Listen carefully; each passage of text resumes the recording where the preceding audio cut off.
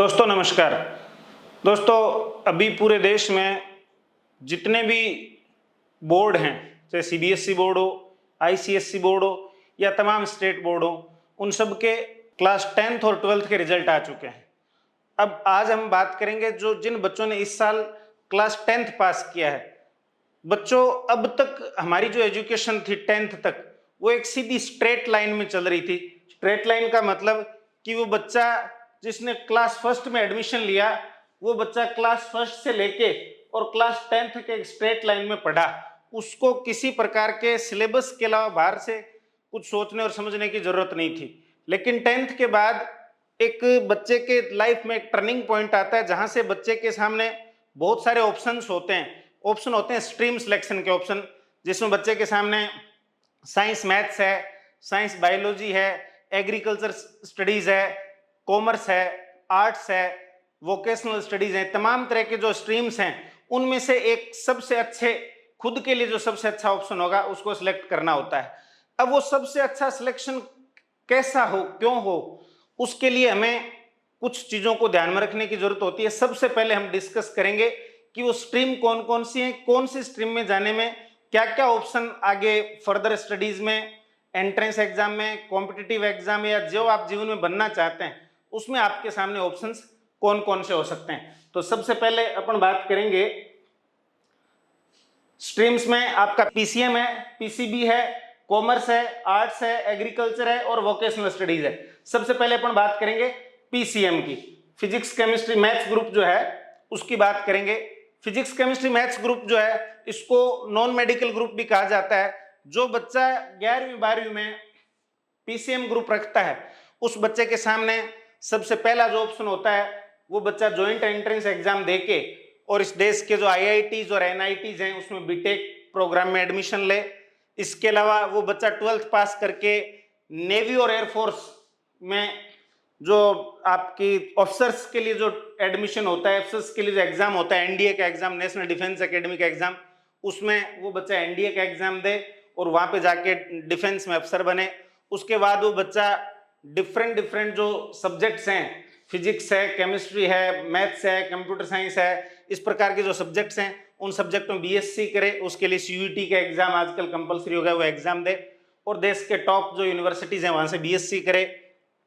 या बच्चा आर्मी में टेक्निकल एंट्री स्कीम होती है, जो मैथ्स का बच्चा उसमें जा सकता है ऑफिसर्स के रूप में, उसमें जाए। और इसके अलावा अग्निवीर, जो एयरफोर्स और नेवी या आर्मी की जो भर्ती होती है, जो कि अग्निवीर के नाम से, अग्निपथ एक योजना आई है, अग्निवीर के नाम से भर्ती होती है और उसमें बच्चा जाके मैथ्स ग्रुप का बच्चा, और ये जो 5-6 ऑप्शन हमारे सामने हैं, इनमें बच्चा आगे जा सकता है। अगली अपन बात करते हैं बायोलॉजी के बच्चों के। तो बायोलॉजी के बच्चों के सामने जो ऑप्शंस हैं, डायरेक्ट ऑप्शंस, उसमें जो भी बच्चा बायोलॉजी लेता है उसके मन में कहीं ना कहीं होता है कि मैं नीट का एग्जाम दूं, मैं एमबीबीएस डॉक्टर बनूं, या मैं बीडीएस डॉक्टर बनूं, बीएमएस डॉक्टर बनूं, BHMS, BNYS naturopathy and yoga और वेटनरी, इस प्रकार के डॉक्टर्स बनूं।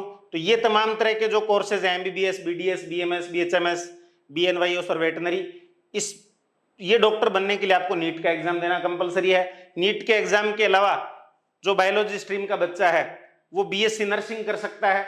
बीएससी नर्सिंग में एम्स के लिए अलग से एग्जाम लगता है, एम्स बीएससी नर्सिंग का। एमएनएस मिलिट्री नर्सिंग सर्विसेज, ये एक अलग से भर्ती होती है। हालांकि इसका जो एग्जाम है वो नीट का एग्जाम ही है, इसी से इसकी काउंसलिंग होती है। और ये राजस्थान के बच्चों के लिए विशेष तौर पे RUHS, Rajasthan university for health sciences, अपना बीएससी नर्सिंग का अलग से एग्जाम लेती है।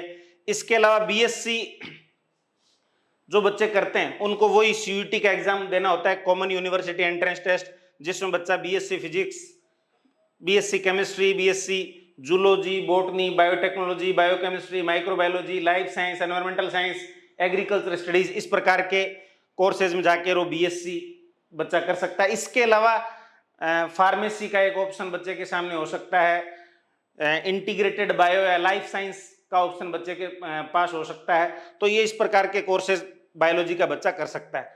उसके बाद अगली अपन बात करें तो कॉमर्स के बच्चों के लिए। कॉमर्स के बच्चे, जो बच्चे 10th के बाद 11th में कॉमर्स लेते हैं, उन बच्चों का सपना होता है कि मैं सीए या सीएस, चार्टेड अकाउंटेंट या कंपनी सेक्रेटरी बनूं। उसके लिए वो CA CS बनते हैं। इसके अलावा बच्चे नॉर्मली बीकॉम करते हैं, बीकॉम नहीं करते हैं वो बच्चे BBA और BCA करते हैं। और आजकल पिछले कुछ सालों से इस देश के जितने IIM हैं, इंडियन इंस्टीट्यूट ऑफ मैनेजमेंट, उनमें से IIM Indore, IIM Rohtak, IIM Ranchi, IIM Jammu, इन IIM में BBA प्लस MBA के लिए एक इंटीग्रेटेड एग्जाम होता है, IPMAT, integrated programme in management aptitude test. तो IPMAT का एग्जाम देके बच्चा BBA प्लस MBA में एडमिशन ले सकता है, कॉमर्स का बच्चा। और क्लेट वैसे तो आर्ट्स, साइंस और कॉमर्स सब स्ट्रीम के बच्चे देते हैं, लेकिन ज्यादा बच्चे कॉमर्स के होते हैं जो क्लेट का एग्जाम देते हैं, कॉमन लॉ एप्टीट्यूड टेस्ट। ये इस देश के जो NLUs हैं, नेशनल लॉ यूनिवर्सिटीज हैं, उनमें बच्चा BA LLB और BCom LLB के लिए या BBA LLB के लिए एग्जाम देता है, क्लेट का एग्जाम, और बच्चा NLU में जाके पढ़ता है। कॉमर्स के बच्चों के सामने ये ऑप्शन हो सकते हैं। अगला जो है वो आर्ट्स के बच्चों के सामने डायरेक्ट अगर कोर्सेज की मैं बात करूं तो कोर्सेज में बच्चा BA करता है। BA के लिए आजकल इस देश में हायर एजुकेशन में अगर टॉप यूनिवर्सिटीज से BA करना है तो उसके लिए CUET एग्जाम देना कंपलसरी हो गया है। तो वो बच्चा BA history, geography, political science, economics, sociology, anthropology, psychology, yoga, जिस भी सब्जेक्ट में BA करना चाहे तो उसको CUET देना है। और इसके अलावा पिछले 2 साल से ये एक बड़ा एग्जाम भी इस देश में आया है, BA B.Ed के लिए एक एग्जाम लगता है NCET, national common entrance test.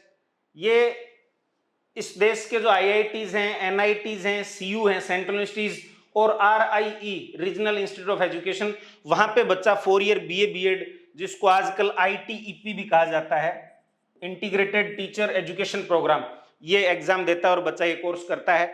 इसमें एक ध्यान रखने लायक बात ये है बेटा कि जो बच्चा इकोनॉमिक्स में आगे कैरियर बनाना चाहता है उन बच्चों के लिए इस बात का कंपल्स है, वो बच्चे निश्चित रूप से कंपल्सरी रूप से अपने आर्ट्स के सब्जेक्ट के साथ मैथमेटिक्स जरूर रखें।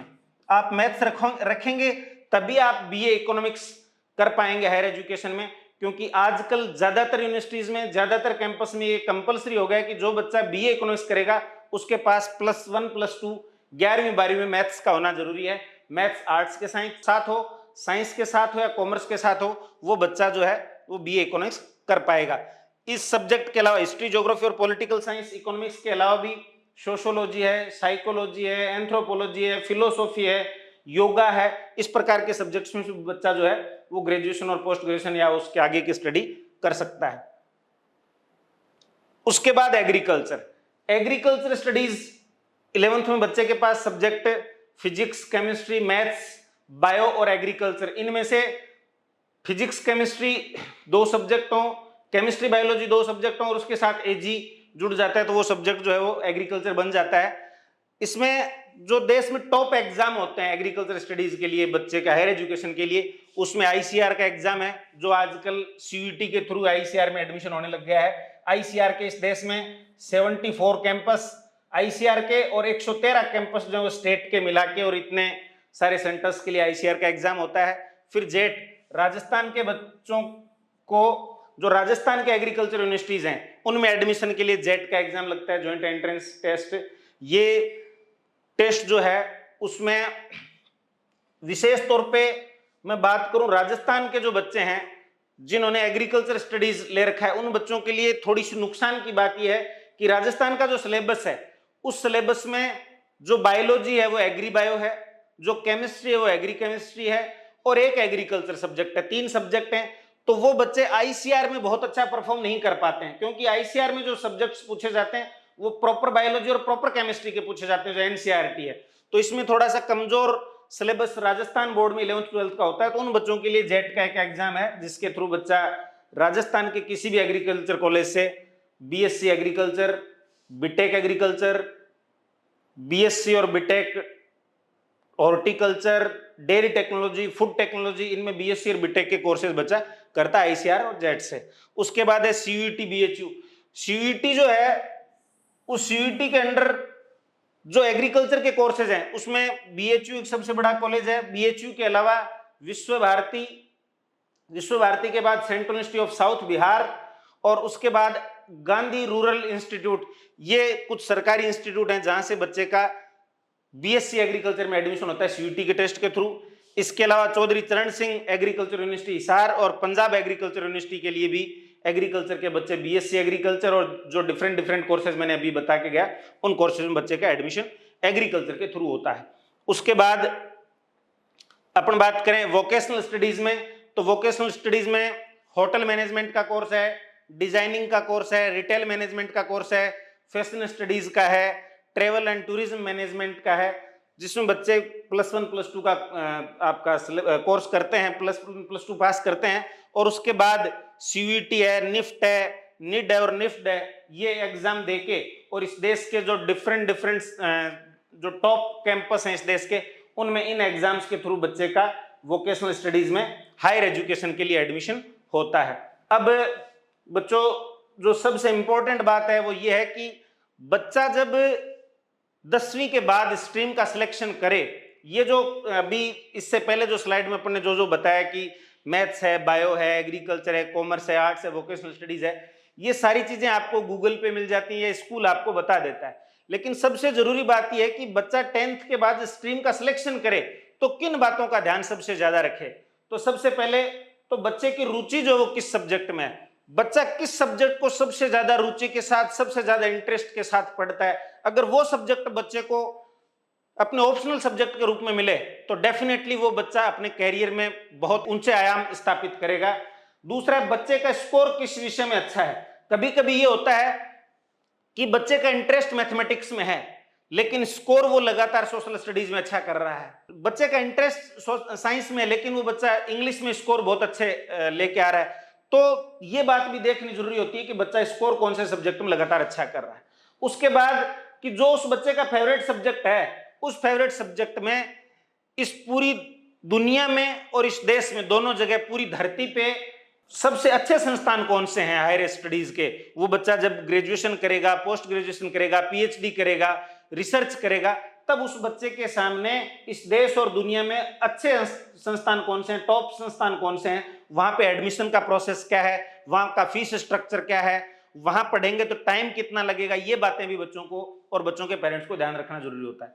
उसके बाद जो फेवरेट सब्जेक्ट है, बच्चे का पसंदीदा सब्जेक्ट है, रुचि का जो सब्जेक्ट है, उस सब्जेक्ट में इस देश के साथ साथ पूरी दुनिया में, पूरे ग्लोब पे उस सब्जेक्ट की डिमांड क्या है, जितनी डिमांड होगी, जैसी डिमांड होगी उसके अकॉर्डिंग अगर हम सब्जेक्ट लेंगे तो हमें, जब हमारी एजुकेशन पूरी हो जाएगी, एकेडमिक एजुकेशन पूरी हो जाएगी, तब हमें रोजगार के लिए दर दर भटकना नहीं पड़ेगा। अगर अच्छा सब्जेक्ट होगा, फेवरेट सब्जेक्ट होगा, ग्लोबल डिमांड अगर उस सब्जेक्ट की होगी तो नो डाउट हम उसमें बहुत अच्छा कर पाएंगे। अगला है न्यू एजुकेशन पॉलिसी के अकॉर्डिंग उस सब्जेक्ट में, जो भी सब्जेक्ट है, मान लो आपने साइकोलॉजी सब्जेक्ट आपको अच्छा लगता है तो उस सब्जेक्ट में कौन कौन से कोर्सेज होते हैं और वो कोर्स करने के लिए मिनिमम एलिजिबिलिटी क्या चाहिए। एलिजिबिलिटी का मतलब जैसे बच्चा बीए इकोनॉमिक्स करना चाहता है, अभी अपन बात करके गए जिसकी, तो बीए इकोनॉमिक्स करने के लिए मिनिमम एलिजिबिलिटी क्या चाहिए। मिनिमम एलिजिबिलिटी बीए है लेकिन उसमें मिनिमम एलिजिबिलिटी +2 में मैथ्स चाहिए। तो इस प्रकार से उस सब्जेक्ट की मिनिमम एलिजिबिलिटी भी हम देखें। तो ये चीजें हम देखें कैसे, ये चीजें हम देखें क्योंकि आजकल वो टाइम चला गया है, आजकल के इस कॉम्पिटिटिव दौर में हर बच्चा जो है वो एक एक सेकंड में अपने कंपटीटर से आगे या पीछे होता चला जाता है। तो उस दौर में हम अपने बच्चे का साइकोमेट्रिक टेस्ट करवाएं, उस बच्चे को कैरियर काउंसलर के पास ले जाके उसकी कैरियर काउंसलिंग करवाएं, उसके इंटरेस्ट को, उसकी स्ट्रेंथ को, उसकी वीकनेस को जाने और उसके बाद हम उस बच्चे को एक स्ट्रीम जो सिलेक्शन में उसकी मदद करें, उस स्ट्रीम बच्चे को दिलवाएं ताकि वो बच्चा अपनी एजुकेशन पूरी करने के बाद जॉब के लिए जो है वो बहुत ज्यादा परेशान नहीं रहे। टीम आयाम मंडे टू संडे 7 पूरे वीक में 7 डेज जो है वो सुबह 7 बजे से लेके और रात को 9 बजे तक बच्चों के कैरियर काउंसलिंग, बच्चों के साइकोमेट्रिक टेस्ट, बच्चों के इंटरेस्ट, सब्जेक्ट्स की ग्लोबल डिमांड और पूरी की पूरी कैरियर काउंसलिंग करने के लिए तैयार है, तत्पर है। जो भी बच्चा अपनी कैरियर काउंसलिंग करवाना चाहता है वो बच्चा अपने पेरेंट्स के साथ 7 दिन जब भी उसका मन करे, जब भी उसके पास टाइम हो, फोन करके और संस्थान में पधारे और अपना साइकोमेट्रिक टेस्ट करवा के और अपनी स्ट्रीम सिलेक्शन करके अपने सपनों को पूरा करे। धन्यवाद।